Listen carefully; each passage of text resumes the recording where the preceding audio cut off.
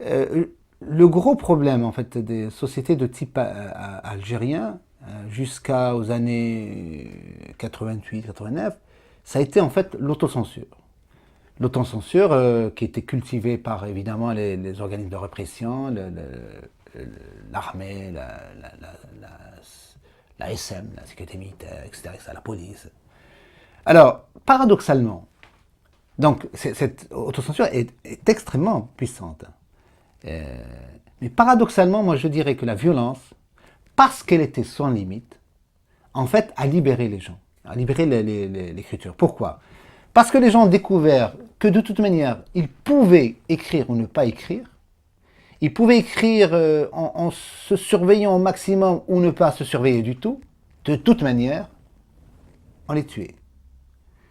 Il y a à cet égard d'ailleurs un poème de Tajaoud que j'aime beaucoup, qui disait la chose suivante: si tu parles, on te tue; si tu ne parles pas, on te tue, alors parle et meurs. Et ça c'est vrai, parce que dans le journal où moi j'étais, on a tué évidemment Tarjaout, mais on a tué aussi le comptable du journal. Pourquoi? Parce qu'il faisait partie d'un journal. C'est-à-dire que vous pouvez être tué pour des causes tout à fait infimes. Alors les gens se sont dit, mourir pour mourir, quitte.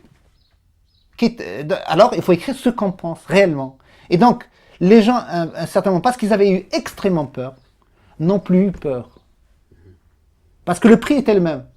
Quand on vous coupe la tête, de toute manière, quand on vous la coupe pour quelque chose de très petit ou quelque chose de très grand, c'est la même chose. Et donc, paradoxalement, c'est donc cette liberté-là, on a droit au terrorisme.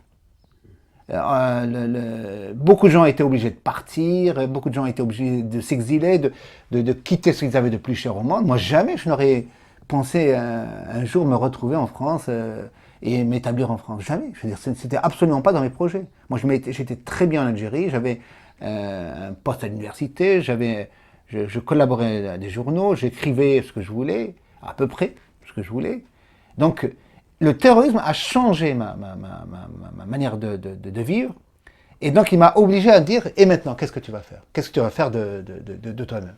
Et alors, à ce moment-là, vous dites, eux, ils ont tué mes amis, et donc moi, il ne me reste qu'une seule chose, dire vraiment, vraiment ce que je pense. Et dans le monde arabe, ça, c'est révolutionnaire.